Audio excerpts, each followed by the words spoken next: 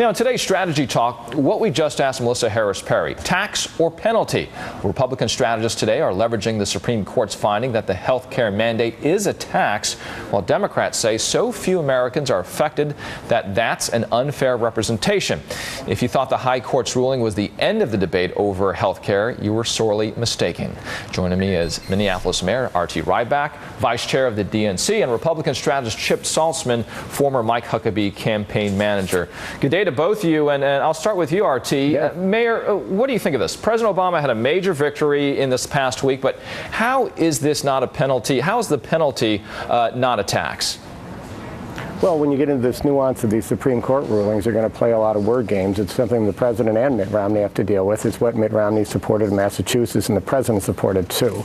But the bottom line is we need to focus on the fact that there are millions more people who have health coverage today, and we need to get onto the fact that now let's get people onto the preventive care they'll have so they can get their cancer screening so the system won't cost more when they actually get cancer. Let's make sure that those 17 million kids who are covered, even though they have pre-existing conditions, stay covered. And now let's move to adults with pre-existing conditions in 2014. When we unpack all the things that are in this, it's clear that it's smart to invest in prevention.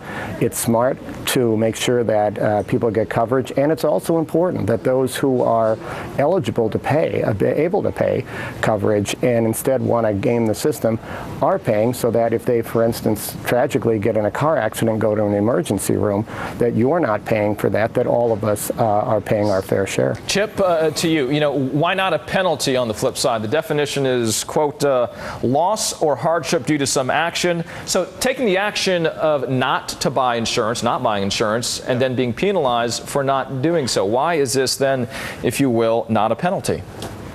Well, in Tennessee, if it walks like a duck and quacks like a duck, it's usually a duck. And whether you want to call it a fee, a penalty, or a tax, it's more money out of your individual's pockets to have a desired behavior that the federal government wants you to do. And I think at the base, that's what's wrong with this health care plan. It's a complete overreach of the federal government to tell you what to do, how to do it, and when to do it. And that's just not what the American people want.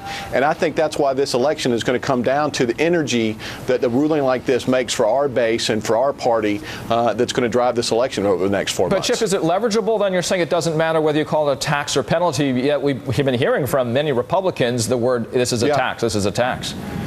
Well, I do believe it is a tax. It's a tax on something that you don't want, and it makes you pay it. And you can call it, and the Democrats can call it a fee, they can call it a penalty, but it's still money out of your own pocket. In my world, that's a tax. Will it matter, RT? Well, first off, let's get the facts straight. Let's know that the average middle-class family will get $2,300 back because of this. Let's remember that no longer can insurance companies give excessive bonuses. Instead, they will be paying back to people. But the question is, does it matter? Politically, will this matter in the argument? No, I think this is a semantic argument. The real issue is, you just heard that point, quote unquote, energize the base. Really?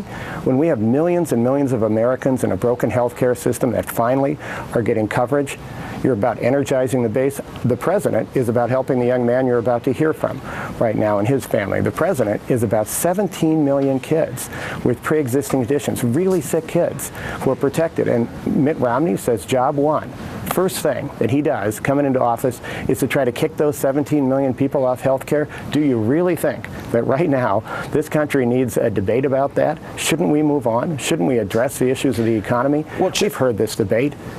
Three branches of government have ruled now. Let's protect people, and let's Mayor move Rybak, on. I want to move to Chip here. Chip, the taxes, as was mentioned, actually only going to affect a small portion of Americans, about 1%, at least the administration is arguing. So is the argument that Republicans are making, is it relevant? And that's really what Mayor Rybak is saying.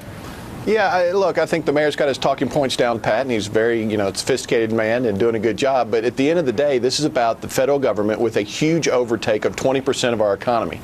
Most people believe individuals make choices in government.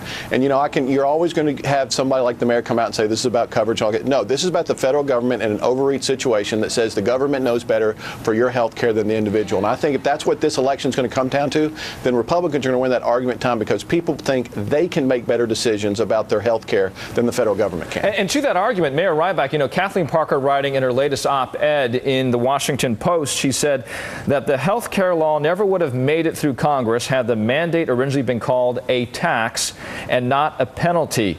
Was this actually the best thing that could have happened for them? And did they sneak in this win because of it not being called a tax then?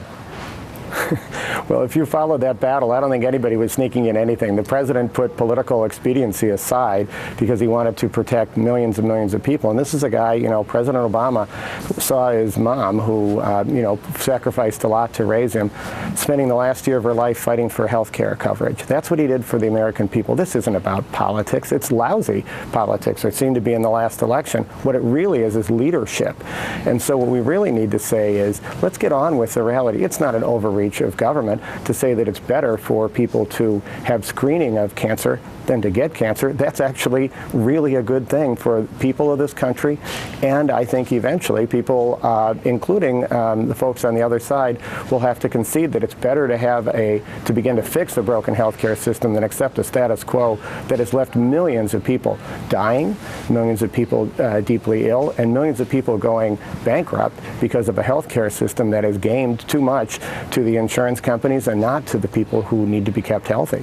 Chip, to you, last word quickly here. Along the lines of what Mayor Rybak is saying there, when we look forward, Romney has promised to repeal the Affordable Care Act. Can he make a legacy of really tearing down his own legacy? Well, I think the Obamacare legacy is a lot different than Romney care if you look at it point by point. But here at the end of the day, we know a couple of things. One, this is a massive overreach of the federal government. It is huge tax increases for the American people. And Mr. Mayor, you're right. We do want better health care for all Americans. But the way to do it is not through the federal government. It's through individual choice. And that's the way I think the Republicans, you'll see them go starting tomorrow or starting Monday when they get back in session. All right. Thank you both very much. I appreciate your time. Chip Saltzman as well as R.T. Rybak, thank you. Then and now, 15 years after the pomp and circumstance surrounding an historic goodbye. Let's